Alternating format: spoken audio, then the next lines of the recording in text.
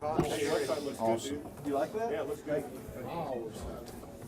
Uh-oh, here we go now. Here we go. Look alive. Where's your amp? My amp? Yeah. Look No, I loud. need. I know. Continuing with our driver availabilities here at Talladega Superspeedway, we're joined now by the driver of the number 6 Clean Performance Ford, Bubba Wallace Jr. You had a 6th place finish at Daytona, season opening race there, similar in some ways track Superspeedway. Is that something you can build upon coming into this weekend's race? I want to say yes, but man, these places are so much about luck. You got to be in the right spot at the right time. But I think we have pretty much the same game plan. Hopefully we can get a decent starting spot and get up towards the front and just ride. We got to really plan out the pit stops and not make any mistakes on pit road to get us out there and to keep that game plan in order. But Daytona was a great race for us. It was just good to finish one of these races, man. I feel like I'm always a victim of either my own mess or somebody else's mess. So to come out, 6th place finish is something to build off of for sure. But that luck factor is so much bigger than when you go to any other place. Excellent. We'll open it up for questions now. You'll raise your hand. We'll go right here to Steve, then we'll go to Bob. Bubba, Steve Post with Motor Racing Network. And I know that you didn't necessarily qualify, but we have 2 races in the Dash for Cash out of the way. Just your assessment as a guy that's been racing in them, what's your thoughts on it as we're kind of taking a break from them for a few weeks here? Just what's your assessment on the format, the program, and everything else? Yeah, I'm on the fence about it. I think one of the factors is we haven't really had the speed enough to put ourselves in position. But I tell you, I was at Bristol and I was still standing outside my car when they said, let's roll, start up the engines for the feature. And I'm like, there's no schedule after that. You just run your heats and then you get back to it. So it was kind of like bouncing back and forth. I don't really know what we're doing. Richmond was a little bit more organized for us, but still I think it just comes down to the speed factor that we have to get a little bit better to focus on, putting ourselves in position to win $100,000. But cool concept. It'd be interesting to see what the fans say about it. I know there's a couple of us that are for it, some are against it, but it's still a little bit different for us too. So We'll go to Bob now. Bob Hocker, CSPN. With the chase format, and even though you're 10th in points, you got a pretty good cushion on 13th. Does that allow you to make more moves and take chances at a place like this where hey, if I get out of line, I might finish first and I might finish 30th?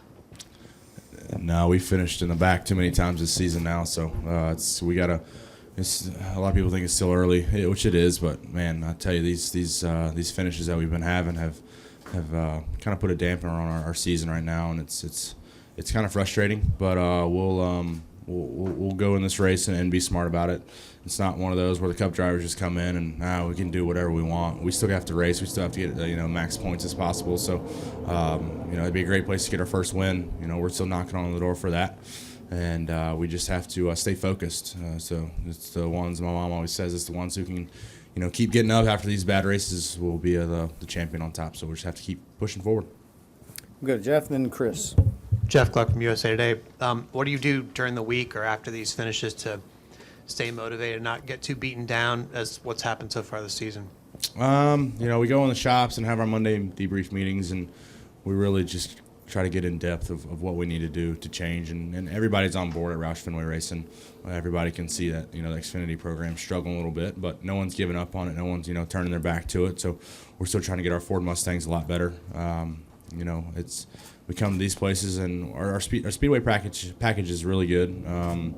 We'll hopefully, just depends on if we get a big toe in practice, should be up close to the top of the board, qualify hopefully a little bit better than what we've been, usually 12th to 15th range. But then we have the speed in the race to stick with those guys. It's just a matter of luck to finishing. So we kind of exclude these races, Talladega and Daytona, but we got to work on really all the other places.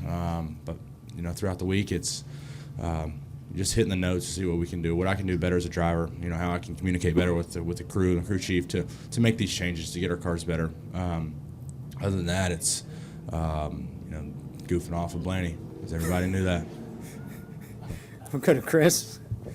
Chris Knight, CatchFence.com. Daryl, Roush Fenway Racing went from 4 cars to 2 cars in the Xfinity Series full-time last year. Can you guys contribute to that as maybe why the team has struggled so far to get the speed that they needed in 2016? I don't think it's because of, backing off on teams. It's just we're trying new things and trying different things, and we're figuring out what works and what doesn't. And we have to, now it's getting that point in the season, and okay, now we have to see what worked and kind of put that together. But we're still missing on a lot of other factors as well. And but like I said earlier, we're dedicated and 100% focused on getting us to where we need to be. It's we got some really great tracks coming up for us. Dover, best place to go to. Charlotte has been really good to us. So. Well, that'll be a test to see how we are. Hopefully we can get some turn through the center. That's the first thing I say on the radio. I don't know. Hopefully I won't be saying that this weekend. But looking to see what happens there. We get to get this off weekend coming up next to really get in depth more to see what we need to do. But I don't really know what exact thing that we're missing.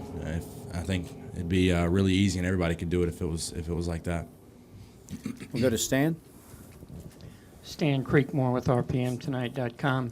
Darrell, think back, if you will, to the very first time you ever came to Talladega to race. What's the greatest thing you learned that you still fall back on every single time you come here? Let's see, that was 2013 in the truck. Everything was going okay. I think we were in that big wreck with Miguel Paludo and Kyle and Jeb, and that's about the only thing I remember. Hitting the wall, and then almost destroying like the first pit box because I had no brakes. But yeah, it's Talladega for you. It's about all you can remember. Yeah.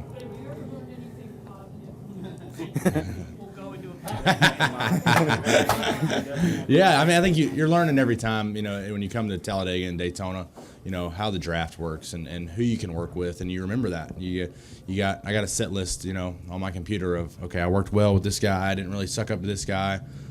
We gotta see what we can do to help that. There's a few changes that we can make. It's really run what you bring when you come to these places, but yeah, you learn who you can work with and who you don't. From an aerodynamic standpoint and just a common sense standpoint. Woody Kane with MRN. I was just curious, with Mother's Day coming up, if you have any traditions you like to do with your mom or any special plans or anything coming up? And how she helped you get where you are. Yeah, she's helped me out a lot. Mom. She hasn't been to a race this year, though. I think that might be our problem. That's our problem. Thanks, Mom. Way to not be here. But no, she's been super busy. She joined the church, so she's been busy with that. But my mom has helped me out a ton. Just from the struggle standpoint.